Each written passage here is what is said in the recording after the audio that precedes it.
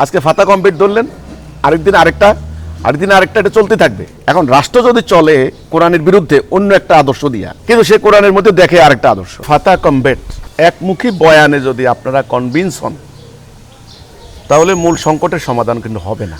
আপনি আজকে ফাতা কমবেট আসছেন, এর আগে আসছে টিটিপি, এর আগে আরও কতগুলি সংগঠন আসছে। আমরা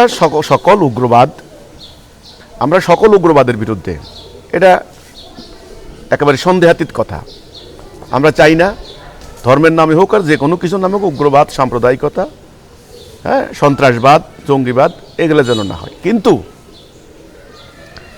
এই যে আপনারা বললেন যে ফাতা কমবেট এদেরকে, এর আগের সরকারও কিন্তু এ ধরনের জঙ্গিদেরকে, মানে উগ্রবাদী কিছু সংগঠনকে তারা ধরছে, গ্রেপ্তার করছে, ইত্যাদি করছে।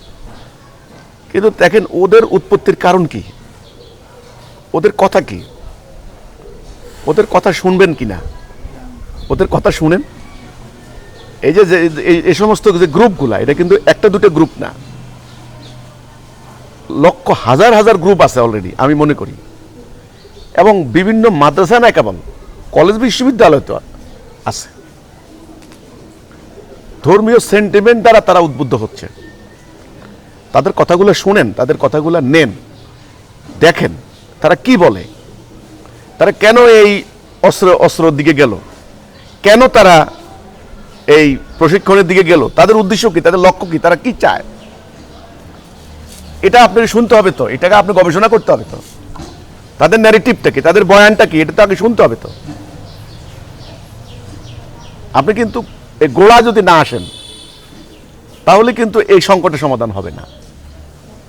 আজকে ফাতা কমপ্লিট ধরলেন, আরেকদিন আরেকটা, এটা চলতে থাকবে। তাহলে কেন এটা হচ্ছে? বিশ্বময় মুসলমানদের উপর নির্যাতন, নিপীড়ন যতদিন চলবে, ততদিন মুসলিম সংখ্যাগরিষ্ঠ রাষ্ট্রগুলিতে এই সংকট চলতেই থাকবে। এটা বন্ধ করতে পারবেন না, 1 নাম্বার। 2 নাম্বার, মুসলমানদের হাতে কোরআন শরীফ আছে, এই কোরআন শরীফ এরা পড়ে। এখন রাষ্ট্র যদি চলে কোরআনের বিরুদ্ধে অন্য একটা আদর্শ দিয়া, কিন্তু সে কোরআনের মধ্যে দেখে আরেকটা আদর্শ। এই যে পাশ্চাত্য সভ্যতা আর ইসলামিক সভ্যতার এই যে একটা দ্বন্দ্ব, এটা চলতেই থাকবে, এটা বন্ধ করতে পারবেন না, এটা চলবেই। আমি কিন্তু একটা একটা করে বলছি। 3 নাম্বারে হলো, দেশের ভিতরে এই পলিটিক্স, নোংরা স্বার্থের রাজনীতি, ধাপ্পাবাজের রাজনীতি যদি চলতেই থাকে, সবাই জানে কোন সরকার কেমনে ক্ষমতা আসছে, কি করে আসছে, অতীত কি, এবং ক্ষমতা আসার পরে সরকারের নেতা কর্মী এদের কি ধরনের আচরণ মানুষের সাথে, এবং যারা আমলা, সরকারি কর্মকর্তা, সামরিক বেসামরিক আমলা, এরা আঙ্গুল ফুলে কলা গাছ কখন হয়, কেমনে হয়, এটা যখন দেখেন, তখন আপনার এই ধরনের গ্রুপ সৃষ্টি হতেই থাকবে। এটা আপনি বন্ধ করতে পারবেন না। কারণ এদের ভিতরে একটা ক্ষোভ, একটা অভিযোগ, একটা পরিস্থিতি পরিবর্তনের একটা আকাঙ্ক্ষা জাগ্রত হয়। তখন তারা, কারণ সঠিক পথ না পাইলে যা করে।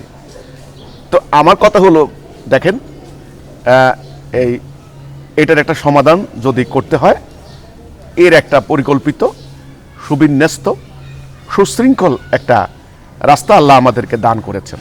যেটা আমরা বলে থাকি যে আল্লাহর প্রকৃত ইসলামের আসল কনসেপ্ট এই জাতির সামনে তুলে ধরতে হবে।